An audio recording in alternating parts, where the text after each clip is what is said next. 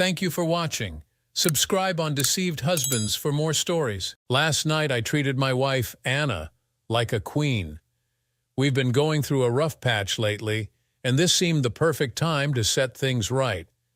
I took the day off work, ostensibly to take our two kids, Jake, 14, and Lily, 12, to a week-long soccer camp, but mostly to make sure everything was perfect. I started by sending 24 long-stem red roses to Anna at her work. I wrote the note myself. Roses are red. My love for you true. My plans for tonight will make it clearer to you. Dinner's on me, dessert is just you.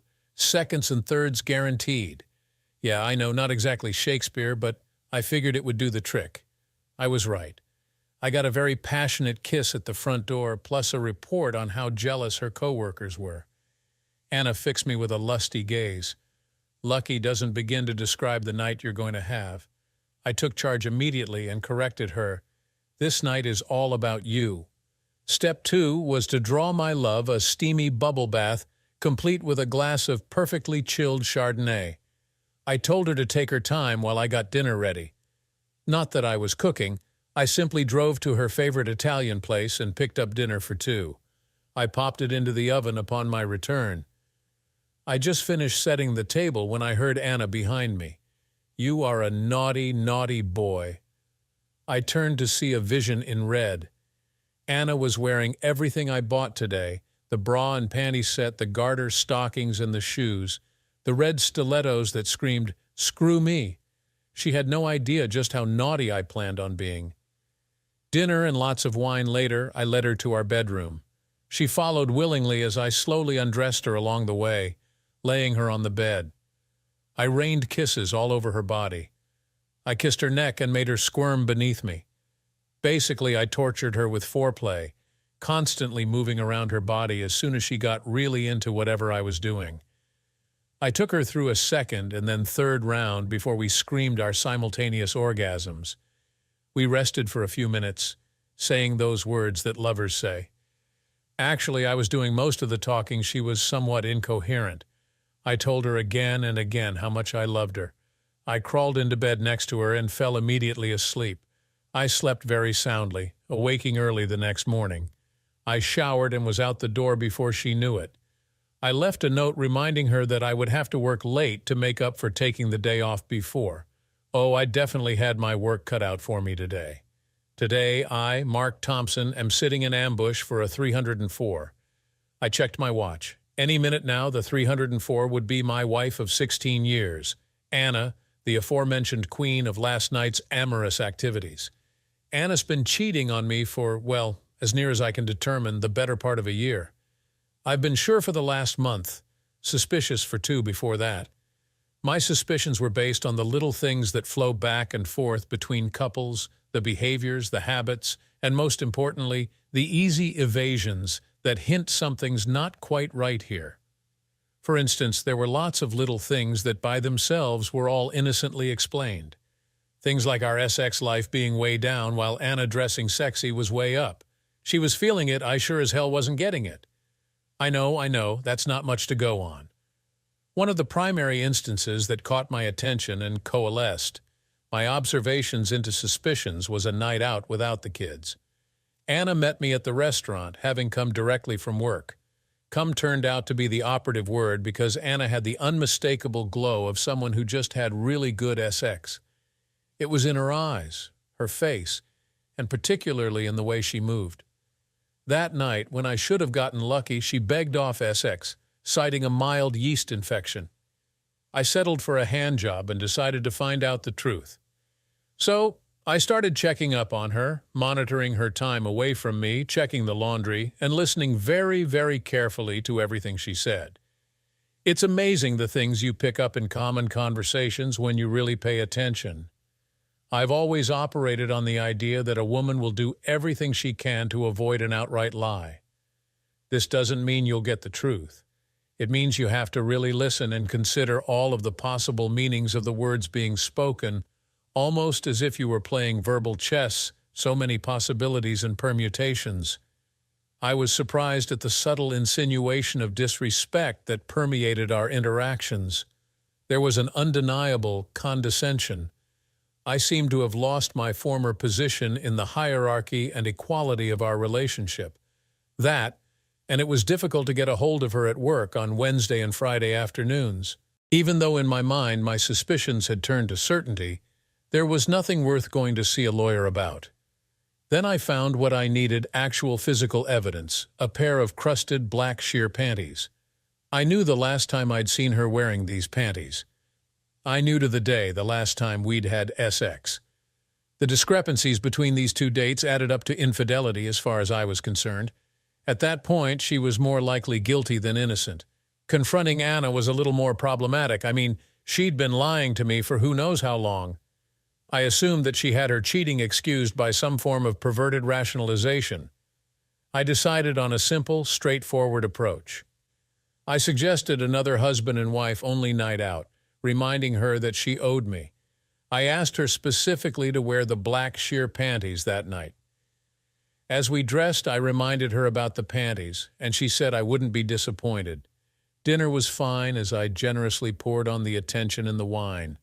By the time we got home, Anna was as horny as I'd seen her in years. "Strip for me," I said as I lay back against the headboard, hands behind my head. "Come on, you sexy thing, show me what you got." Anna began to sway drunkenly but shook her head. "Anna, you owe me. We haven't had sex in almost a month. Actually, it was just 2.5 weeks, but I wanted her to say that." I waggled my finger at her. "We had sex the day you went on that trip. It's only been—" She paused. 2 weeks. 2.5 weeks, fine. 2.5 weeks, one fact agreed to. "Come on, you sexy thing, take it off." "Okay, but don't expect this every time you take me out." I nodded my head as Anna slowly disrobed. She unzipped her skirt, bent over, and hooked her thumbs in the material. "Hey, who's doing the striptease anyway?" She was trying to joke, but I heard the hard edge beneath her tone. "Hey, I thought this was about pleasing me. I want to see those." "What's the big deal with those, Mark?" "Come on, I'm horny, you're horny. I gave you those as an anniversary gift last year, remember? They symbolize our marriage, our intimate bond. Come on, humor me. Drop the skirt and let me see those panties." "I couldn't find them, Mark," she said, furious with me. "They're probably in the wash. You always wash your lingerie together. You have the bra. Where are the panties?" I was not about to let this go. I told you I couldn't find them.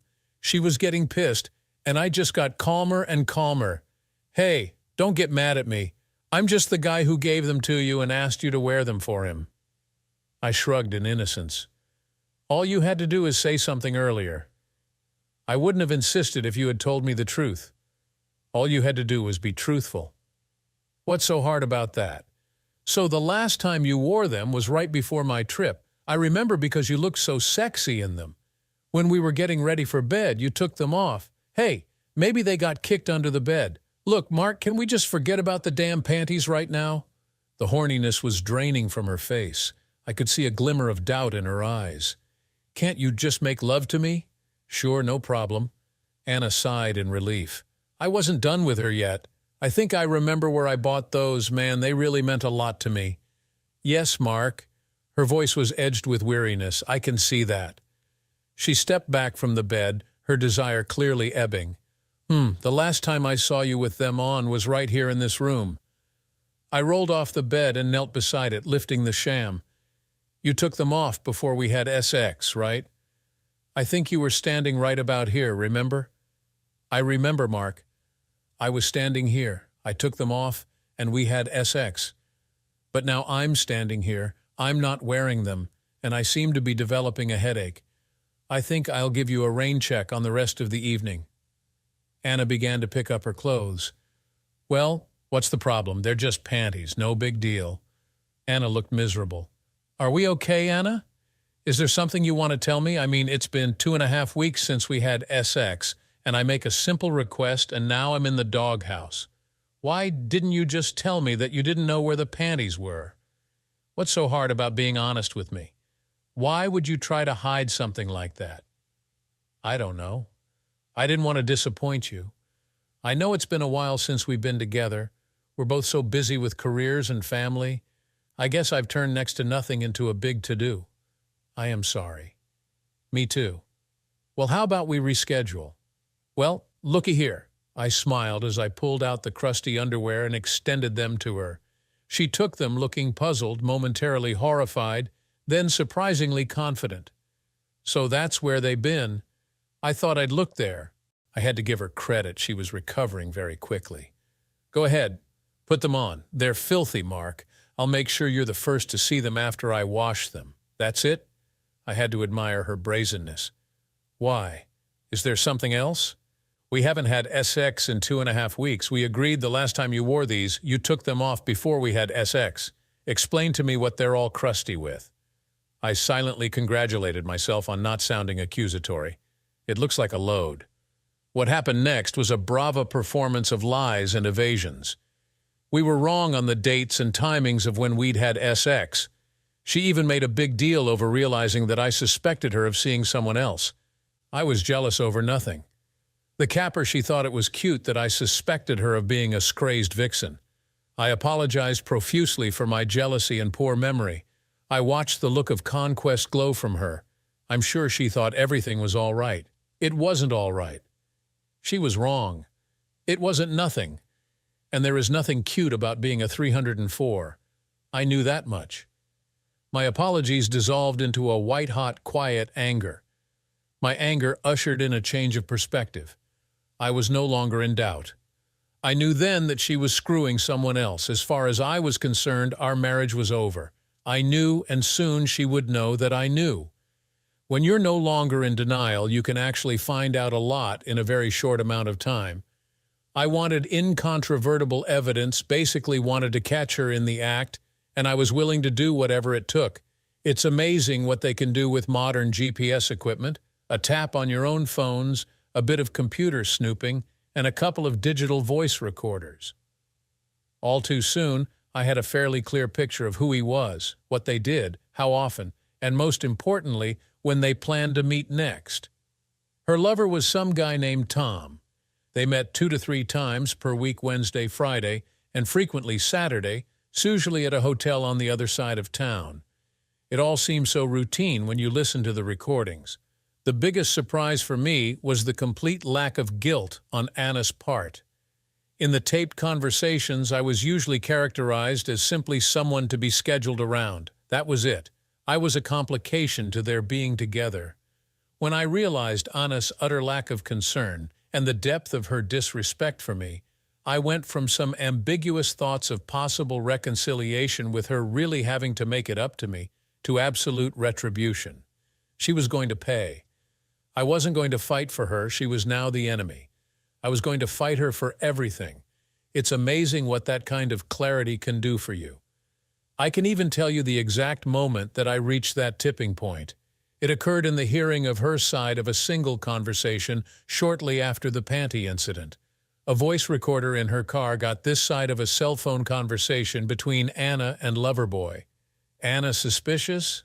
Not anymore. Mark trusts me completely. You should see him go out of his way to be nice to me. It really is quite cute.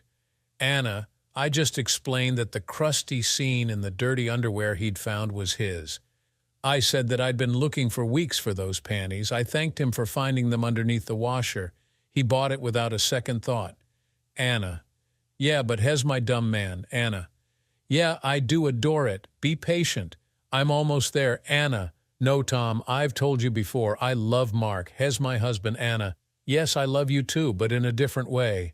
Thank God I don't have to choose.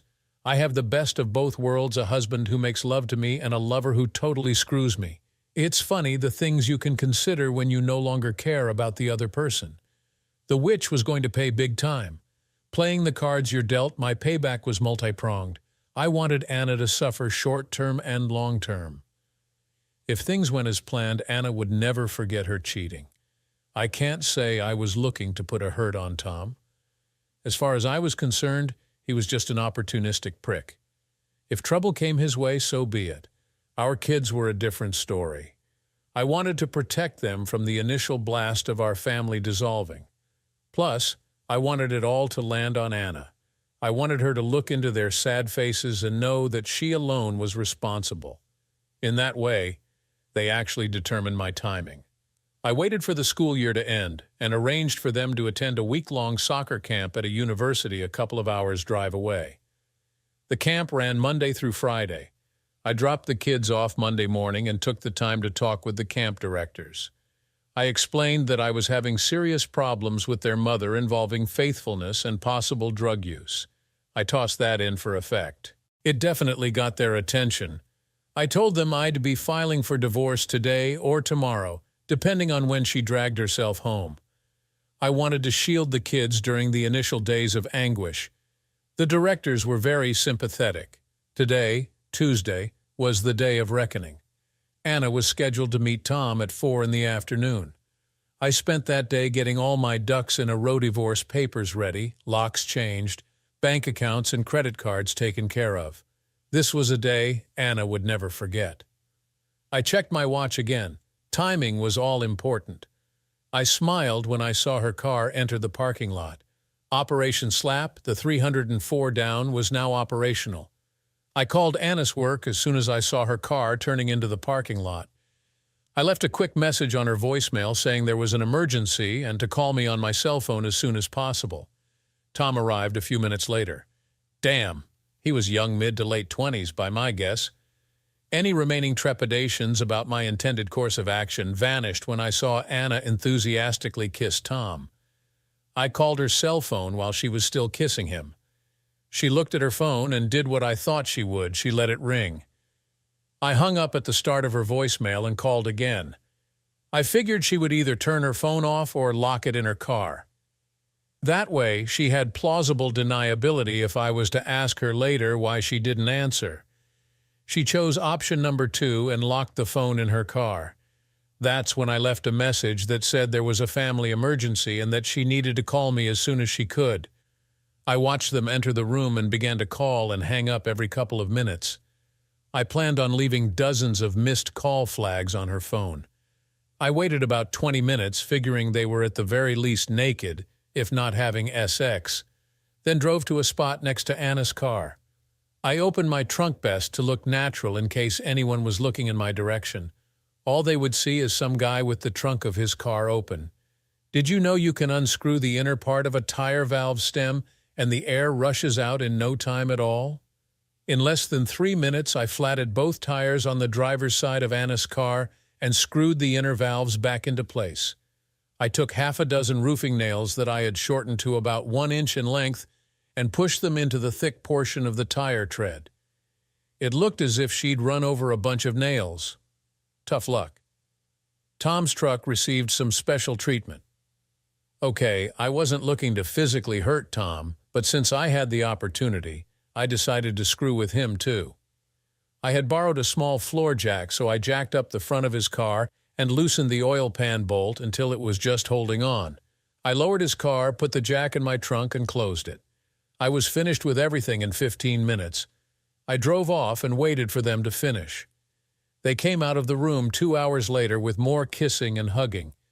The only noticeable difference was that Anna's movements were more languid and affectionate. She gets that way after SX. Her movements were anything but languid when she saw the 2 flat tires. She was gesturing and waving her arms around as she walked front to back alongside her car. Tom must have said something stupid because she turned and said something that had him putting his hands up in front of him as he shook his head and backed away. Idiot. I called her phone. She looked in the car and fished around in her purse for her car key. I swear you could see her flinch when she saw the number of missed calls. It was showtime. I saw her dial and prepared myself for my performance. "Hello, Mark, have you—" Her voice sounded shaky and nervous. "My God, Anna, where have you been?" I was yelling into the phone. I paused to take a breath. "You don't have to yell, Mark. I can hear you just fine. I've been trying for hours to get a hold of you. Where are you? Why aren't you at work?" I had my voice pitched right at the edge of panic. Anna started to stammer out some lame excuse. I started talking over her. I began to crinkle some paper and break up my speech pattern. "Be quiet and listen. There's been a serious accident at the soccer camp. Both kids have been taken to the hospital. I'm on my way there now. They're in emergency surgery. The doctors aren't sure if they'll make it. Hurry, my battery's dying. Did you get that? Medical center, I'll meet you there, hurry. I hung up and turned off my phone. I could see her shouting into the phone, then she swung into action. Anna pushed Tom to his car, and soon they were heading for the freeway. I waited until they were out of sight, then drove to Anna's car. I pulled the phony nails out of her tires and refilled them both with cans of flat fix. She was going to need her car before the end of the day. I had 2 more calls to make before I drove home. I headed for the freeway they would be taking to get to the university. I stopped at the first emergency call box on the freeway and pulled out 2 of my voice recorders. I was soon talking to the State Highway Patrol. I pitched my voice low and added a southern drawl. "Hi, officer, I want to report a case of road rage, I guess you'd call it." I was going the speed limit. I said that with emphasis, and this blue Ford pickup just came flying up behind me right on my bumper. "Excuse my language, officer, I should have pulled over, but, well, anyway, this crazy guy starts leaning on his horn. Then he swings out around me, I'm surprised he didn't hit anyone, and swerves up right next to me, almost hit me. Bad as that was, I mean, I have my wife and kids with me. Then he sped up and cut right in front of me. I got a partial plate, just the last 3 numbers, 847. My name is—" I pressed the recorder. An angry female voice blared out of the speaker. "Tell them about the gun, Harold. I saw a gun. That crazy a-hole flashed a gun at you." I turned away from the phone. "Honey, I didn't see it. Look, I'm just telling them—" I pressed the second recorder so those crazy people can track us down and kill us. "Hang up, Harold. Hang up right now." Like this, Harold. I disconnected the call. I'd recorded those phrases with a woman at work who had a booming southern drawl. I told her it was for a practical joke on my shiftless brother-in-law.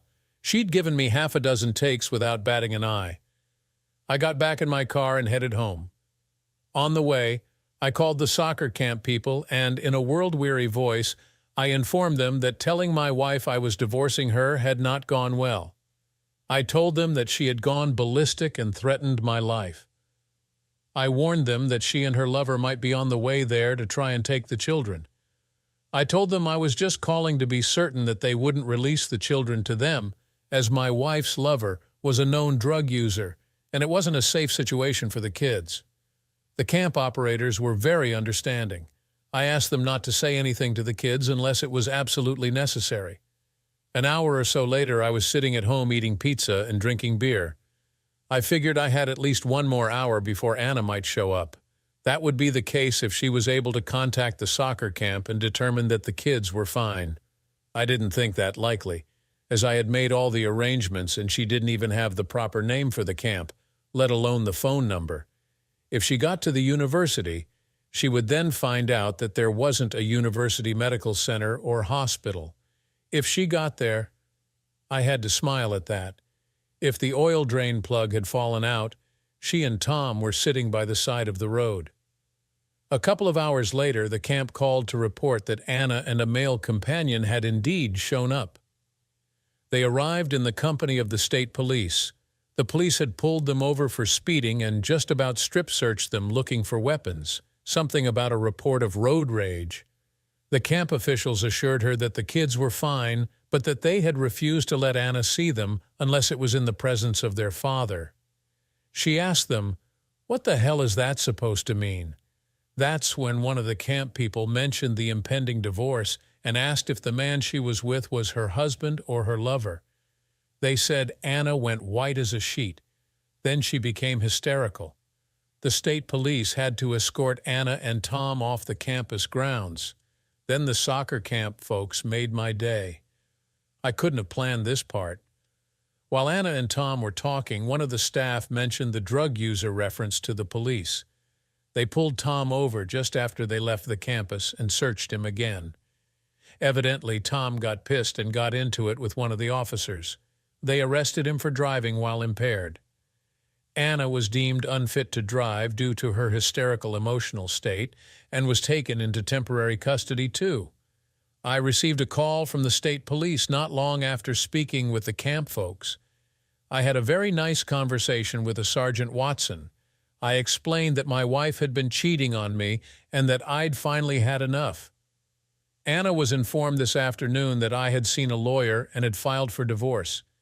I gave the sergeant my lawyer's telephone number. The sergeant asked if I'd stay available as he wanted to talk to my wife. I said sure, but don't be surprised if she denies everything. I even suggested it was okay with me if they wanted to take a vaginal swab. He declined. A half hour later, he called back. They were releasing Anna and that my wife wanted to talk with me.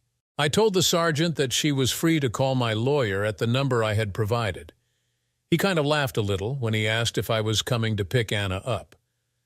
I informed them that her car was in the parking lot of the motel where she'd been screwing her lover. He chuckled a little at that. 10 minutes later, the phone rang, and I saw Anna's cell number on the caller ID. I picked up and said nothing. Finally, after a long pause, I heard an inhalation and Anna's quavering voice.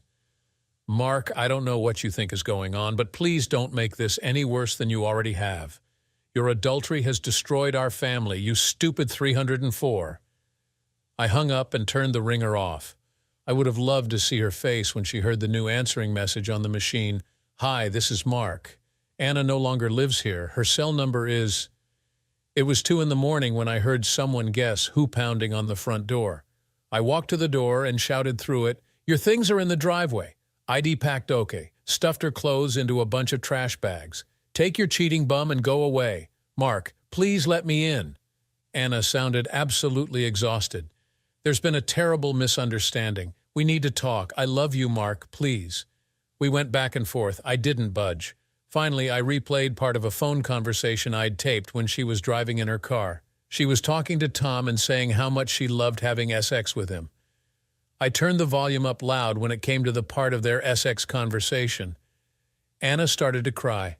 I told her to get her stuff and go stay with her lover or whoever else she was screwing. She finally left, telling me that she was going to her parents and would be back tomorrow to straighten this all out. The next day didn't quite work out the way she intended.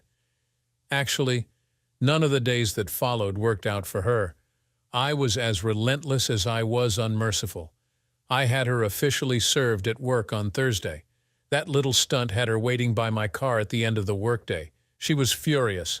"I have nothing to say to you, 304. I was quite pleased with my ability to remain calm. Don't you dare talk to me that way. I can't believe you had me served at work. Do you have any idea what you've done?" She was as angry as I've ever seen. "What I've done? I'll talk to you however I choose. Would you prefer stupid 304? Mark, I admit that I may have made a mistake. We can work through this. I love you, Mark. Let's stop this silliness." Silliness? You're a cheating, stupid 304. If I give you $20, will you go away? How dare you?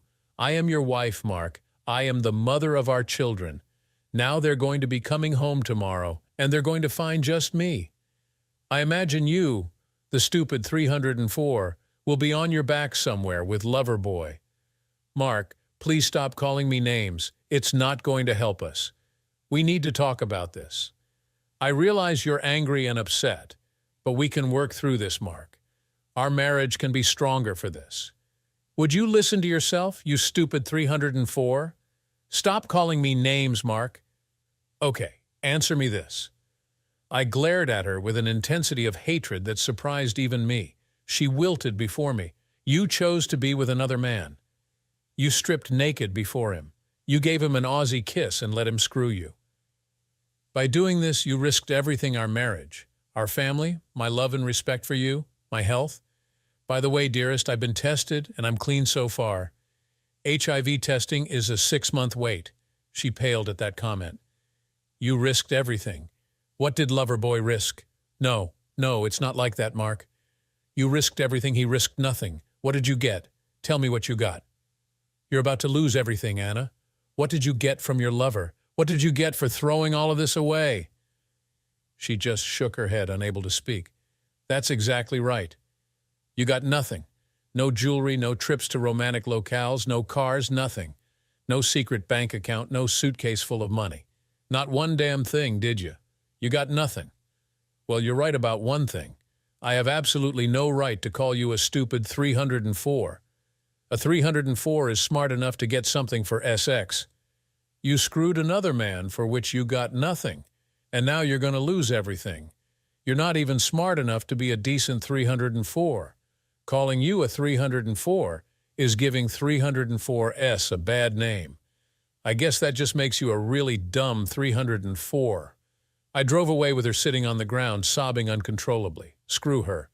Cashing in my chips, I'd arrived for the lawyer's office right on time. I had even stopped by the house to shower and dress in a suit. I wanted her to see me at my best. I sat opposite her in the lawyer's office. If I cared for her in any way, the look that Anna leveled at me should have wrung my heart out. Her pain was palpable. My expression remained calm and impassive. My resolve was unwavering. She made one last effort to put off the inevitable. I simply glanced down at my watch, then back up at Anna. Her shoulders slumped. She picked up the pen and asked my lawyer where to sign. Victory was mine. I felt like I wanted to do some silly end zone dance. The first document she signed was the petition for divorce, citing irreconcilable differences. At one time, I had cared deeply that the cause be listed as adultery. I was fortunate to have a lawyer who really knew how to bring on the pain. The key, she had told me again and again, was in the terms and conditions of the divorce. Success was determined by knowing what the other side wanted and what you could force them to give up in return. The whole signing process was literally a performance my lawyer and I had choreographed. There were props and characters. It was really quite impressive.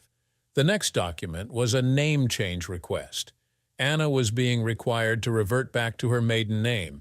If you don't think that's a big deal, guess again. She was no longer going to have the same last name as her children. That point alone almost sank the agreement. Oh yeah, that one hurt big time. I watched as Anna relinquished my surname, tears trickling down her cheeks. A small black tray was placed before her. This time, when Anna looked at me, her expression seemed hollowed out. Then it hit me, and I actually felt a twinge of sympathy for her. It wasn't just that any hope of avoiding this was failing. It was more than that. The realization of loss was being overwhelmed by the actual reality of surrender. Her losses were suddenly real. These were not negotiating points any longer. She looked at the tray and shuddered as she removed her wedding ring. As soon as she placed it on the tray, it was quickly removed from the room. She twisted her engagement ring on her finger.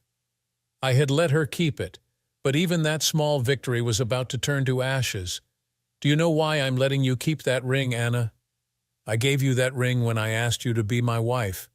I want you to keep that ring to remember all that we promised and all that you've thrown away. I pulled my wedding band off my finger and pushed it toward her. You can have this back. It's still whole and complete. I kept my promises. One of my lawyer's assistants returned with the tray. Anna's ring had been cut in two.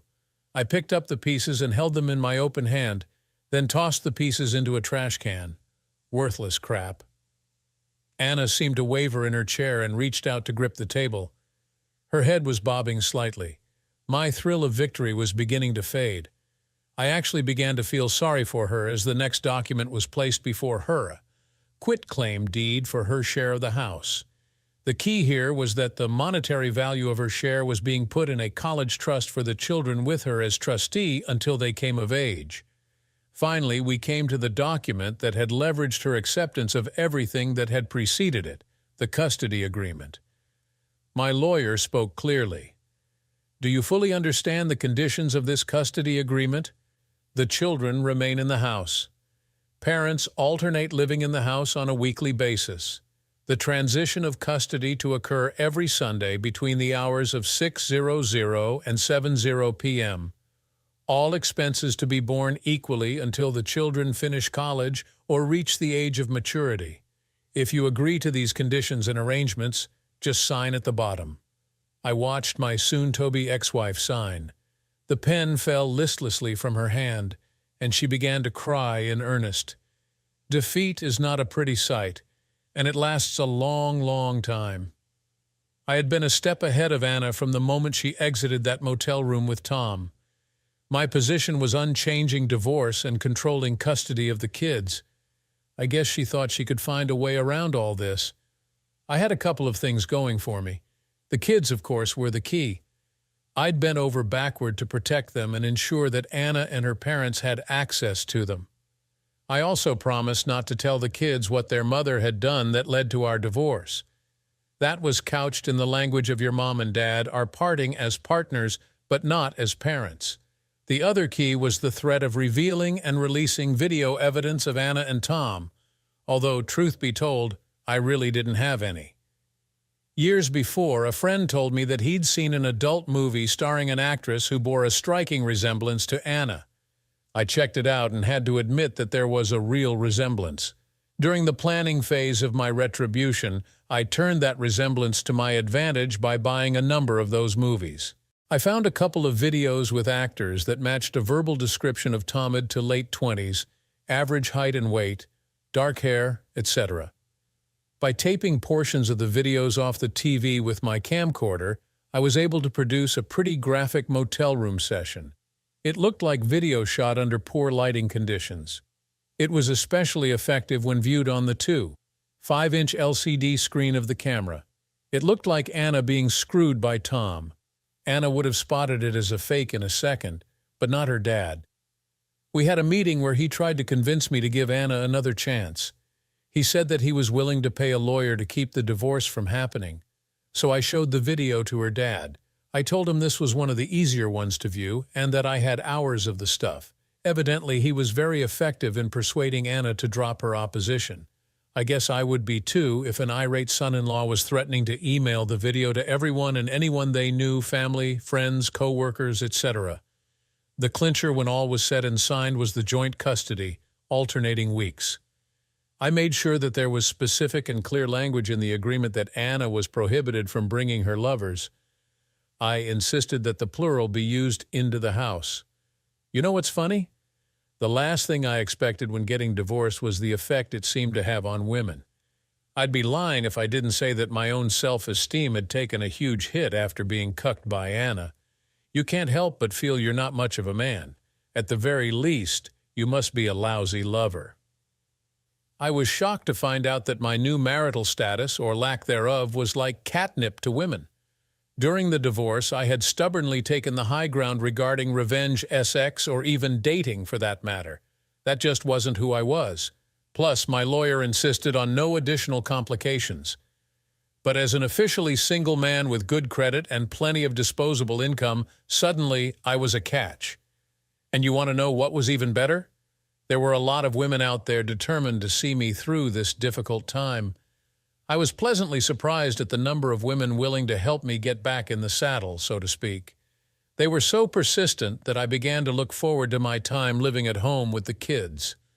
I needed the rest. I had offers from women at work, from acquaintances, including some who were good friends with Anna, and even from fellow residents of my new apartment building where I stayed during my off weeks. This is how the first time happened. While I was still moving into my new place, I'd ordered pizza, so the soft knock indicating its arrival wasn't unexpected. The delivery person sure was. I recognized her as someone I'd seen in the building. I didn't know her name. "Hi, my name is Brenda," she pronounced it Brenda with a drawl, "and I'd just like to welcome you to the building." Brenda was average-looking and had an easy-to-like quality about her. I invited her in and we shared the pizza and a couple of beers. Brenda was divorced. He tried to screw everything female over 18 and some under, I suspect, she explained. Ample, plumpish, and refreshingly straightforward. "Mark, I like you. You seem like a real nice guy, so anytime you need the company of a woman, you just call old Brenda." I nodded unknowingly. I almost started to say that I could handle the cooking and cleaning just fine. As a freshly single guy, I was really clueless. I love kisses, both the giving and the getting. Screwing only happens after a date. Brenda had spoken so clearly and matter-of-factly that I wasn't even erect. Now, let's see that tool of yours." "Yeah, well, all right, Mark, you got a good one here." Lucky me. It was without a doubt the weirdest proposition I had ever received. It was followed by one truly excellent kiss. There's just something to be said for a woman who truly enjoys giving kisses. I realized that Brenda was such a woman. Lucky me. It wasn't just her enthusiasm, it was her technique too. I can't begin to describe what she was doing. mostly because my head was tilted back in unrestrained ecstasy. The next night the kiss was repeated, followed by my going down on her. By the end of the night we were having sex. I'd managed to convince her that the pizza dinner we'd shared the night before counted as being a date. We started having sex frequently, not that we were exclusive, far from it. A couple of weeks after we'd taken up, Brenda had to go out of town on business during one of my off weeks, so she sent a friend over. Rhonda wasn't into kisses near as much as Brenda, but, oh God, could that woman screw. I have to admit that I was a bit of a 304 at first. Well, it's probably more accurate to state that I screwed and was screwed by 17 different women during the first year of my divorce. The sex was great, if a little empty. I freely admit that I missed the intimacy that Anna and I had once had. On the other hand, that missing only fueled my continuing anger toward her. I made no effort to hide my amorous activities from her. I enjoyed seeing that hurt in her eyes every Sunday evening. Slowly, things settled into a routine. Even the kids seemed to be doing okay. Holidays were painful, especially the first time through, but we managed. Months became years, and we all got older, if not wiser. It was 4 years post-divorce that the unexpected happened. I fell in love. Laying down your cards, the kids were involved in a youth group at church. The group went on all kinds of outings, including a couple of snow weekends in winter. I was asked to chaperone on occasion and was more than happy to help out. It was during a ski trip that Jillian, one of the other chaperones, she was the sister of one of the youth ministers, broke her arm. After first aid was rendered by the ski patrol, I was asked to run her down the hill to get it x-rayed and put in a cast at the hospital. Once we got there, it was swamped due to a traffic accident, and we ended up going across the street to eat and kill a couple of hours. Jillian was cute rather than beautiful, and all of 25. As we talked and ate, I became aware that we had real chemistry between us. I found myself deeply attracted to Jillian. She did nothing to dissuade me. It took me a month to summon the courage to ask her out on an official date. After all, I was 21 years her senior. She accepted. She told me her dad was 12 years older than her mom, and they were still together, and we began to date.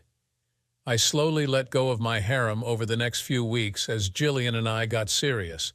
Everything was happening fairly fast. Jillian and I were a couple of months into our relationship. Yep, that's what it was when Anna asked if I was in love with Jillian. I was all prepared to deny it when I realized I couldn't lie about something like that. I answered with a quiet yes. Anna just nodded and then hugged me. You deserve to be happy. I was stunned, one, that I realized that I really did love Jillian too, that Anna sensed and accepted it, and 3, when I told this to Jillian, she simply smiled and said it had taken me long enough. For the first time in years, I realized that I was truly happy. I was actually content within myself. That was when I understood that there was something very important that I needed to do. I had accepted Anna's apology for her unfaithfulness years ago, but at the time, I refused to forgive her. It was time for me to formally forgive Anna so I could move forward. You should have seen the tears that Sunday night, Anna, me, the kids. We were all bawling our eyes out. Some tears were tears of sorrow and regret, most were happy tears. I told Anna that despite it all, there was a part of me that would always love her. She said that she had never stopped loving me. I nodded in understanding. Nothing is forever. That's always a tough one to learn. I loved Jillian and she loved me. We were happy in our relationship, but both of us acknowledged that marriage was not in our future. For one thing, Jillian wanted kids, and I had a vasectomy just after Lily was born and was unwilling to consider reversal. Needless to say, our time together had an expiration date. It's just that neither of us knew what it was. We found out all too soon. During one of my off weeks, on a Saturday afternoon to be specific, Jillian was lying on top of me after a particularly vigorous session of lovemaking when her mom called. Jillian's dad was in the hospital, felled by a stroke. His outlook wasn't promising. We had Jillian packed and at the airport as soon as we could. We hugged and kissed, and in that moment realized that we were probably saying goodbye permanently. Jillian started crying. I just tried to hug her closer to me. When they called her plane, we separated for the final time. Her parting words were, "I'll never forget you or ever stop loving you." I maintained my composure until I got in my car, then I cried. I was alone and it hurt terribly. I sat there and realized that my anger towards Anna at the time of our divorce had masked a lot of pain I had never really dealt with. Then my single and available status had distracted me from any serious introspection. My time with Jillian had changed all of that. It cured me of my anger toward Anna and reopened my heart to love. Since it was now Sunday morning, I drove to the house. Anna and the kids realized something was wrong immediately. When I told them what had transpired, they were very sympathetic. Anna just took over. She made me breakfast, then lunch, and finally dinner. The two of us ended up talking until 1:00 in the morning, and then she went home. I didn't sleep well that night at all. During the week, I talked to Jillian a couple of times. Our conversations only finalized what we had both sensed at the airport.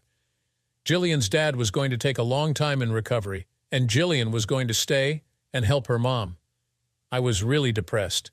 The kids were aware of what was going on and were incredibly supportive.